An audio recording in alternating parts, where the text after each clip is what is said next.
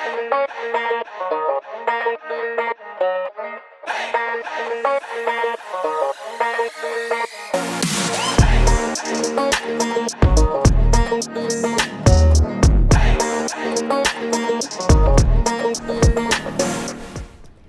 कहानी सुनाने और सुनने का बहुत ही अच्छा दिन है। जहाँ से मैं कहानी सुना रही हूँ वहाँ पिछली रात से धीमी धीमी बारिश हो रही है।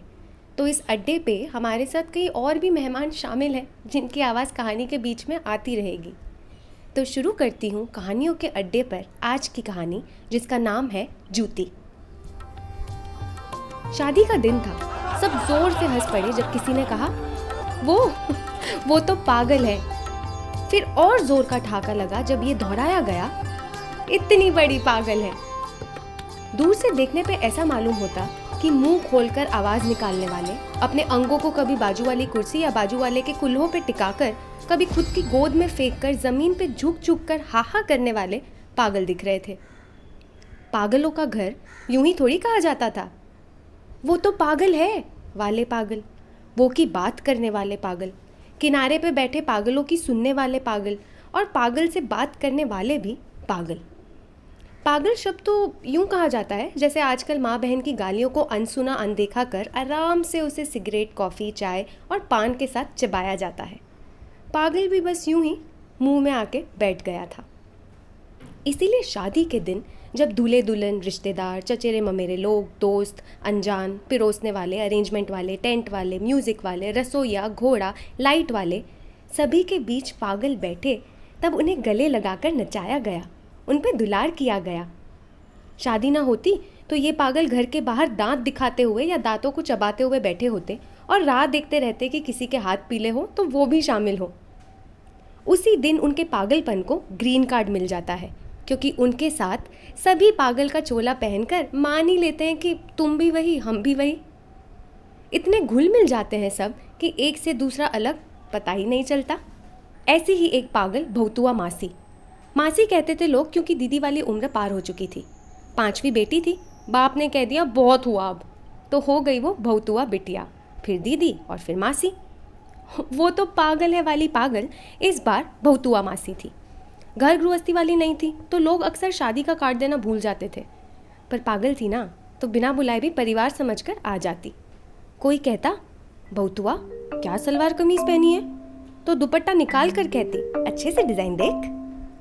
नंगी छाती हाय, ऐसा कहते सब जो या तो ब्लाउज पे पारदर्शी फैशनेबल दुपट्टा पहने हुए होते, या तो वो जो इस दुपट्टे के हिसाब किताब का ध्यान रखते थे। देखो ये ढंग का नहीं है, कहीं कुछ और भी ना निकाल दे, इस डर से कपड़ों की बात को छोड़ वो दूसरा टॉपिक ढूंढते और बालों पे आते। बाल कटवा दिए भौतुआ, वो जोर से हंसकर कहती, नहीं नहीं खुद ही छोटे हो गए। ये किसी को कटाक्ष लगता तो वो उनकी आंखों में आंखें डाल बात करने का टॉपिक ढूंढते रहते। इनसे बात क्या करे, ना पति है ना बच्चे, ना सास ससुर, माँ बाप भी मर गए, कोई भी तो नहीं है, तो बात किसकी हो।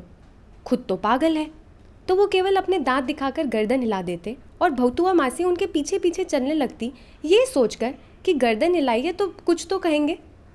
जब तक कुछ कहे तब तक वो उनके साथ ही उठती बैठती और घूमती फिरती रहती। जब शब्द समय के साथ मर जाते तो भौतुआ खाने के काउंटर पे जाके दबा दबा कर कुआं भरती, वो भी अकेले।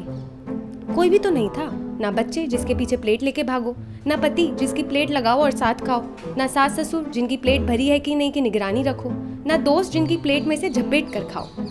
तो वो खाती रहती जब तक दूल्हा दुल्हन स्टेज से ना उतर जाए। उनके उतरने के बाद कोई एक मासी से कह देता, गाड़ी आ गई है, होटल तक जाएगी, चलो चलो। भौतुआ मासी ऐसे देखती जैसे ये गाड़ी होटल नहीं पर फिर से घर के बाहर ले जाएगी, जहाँ फिर किसी के हाथ पीले होने की राह देखनी पड़ेगी। तो वो सिर ना में हिला देती और एक अकेली कुर्सी पर बैठ जाती। उन्हें पता था कि दूर से ठहाके लगाते पागल दिख रहे जो लोग हैं वो उनकी बदौलत ही पागल हुए जा रहे हैं। ये देख के उन्हें बहुत मजा आता और वो हंसती रहती जब तक कोई ये ना कह दे, वो तो बहुत बड़ी पागल है। छोटी सी कृषि को भौतुआ बाकी सब बड़ों जैसी ही लगती। उसने उनके पास आकर कहा, आप अकेले क्यों रहते हो मासी। मासी झुंड से नजर हटाकर कृषि की तरफ देखकर बोली, तू भी तो अकेली है अभी। वो तो मेरे दोस्त आंख में चौनी खेल रहे हैं ना, सब कहीं छुपे हैं, मैं उन्हें ढूंढ रही हूँ। बहुतुआ मासी उसे गोद में उठाकर बोली, मैं भी ढूंढ रही हूँ और ढूंढना तो अकेले ही पड़ता है। तो कृषि बोली, अच्छा आप किसको ढूंढ रहे हो? बहुतुआ ने एक पल भी ना लिया और कहा, वो जो शादी पे आए सब लोग ढूंढ रहे हैं।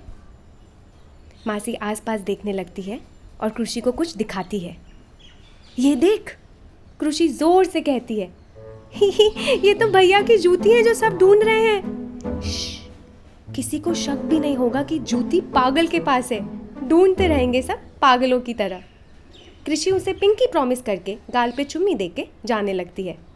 बहुतुआ मासी कहती है, जाओ तुम अपने दोस्तों को ढूंढो, वो भी पागलपन है।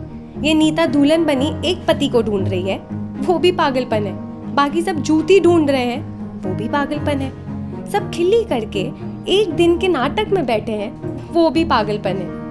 ये एक पति उसे एक दिन में 200 रिश्तेदार का नाम बताता है, वो भी पागलपन है। वो इतना भारी लहंगा पहनी है कि हिलना मुश्किल है, पर फोटो अच्छी आएगी। सब किसी ना किसी की बुराई करने बैठे हैं, पर शादी के हलवे की सबने तारीफ की है। एक बारी पहनेंगे 10,000 का जोड़ा, 200 फोटो में से पोस्ट करेंगे एक ही फोटो। सब पागलपन है, पर फिर भी लोग कहते हैं मैं पागल हूँ। कृषि तब तक जा चुकी थी। बुआ ने पीछे से आवाज लगाई, कृषि दोस्तों को बताना, वो तो पागल है, पर ये मत बताना जूती किसके पास है, वरना तुम्हें भी कहेंगे। कृषि ने किसी कोने से तब तक आवाज लगाई, ए पागल पकड़ लिया। और यहाँ बहुतुआ कुर्सी पर अकेले बैठी बैठी पागलों की तरह हंसने लगी।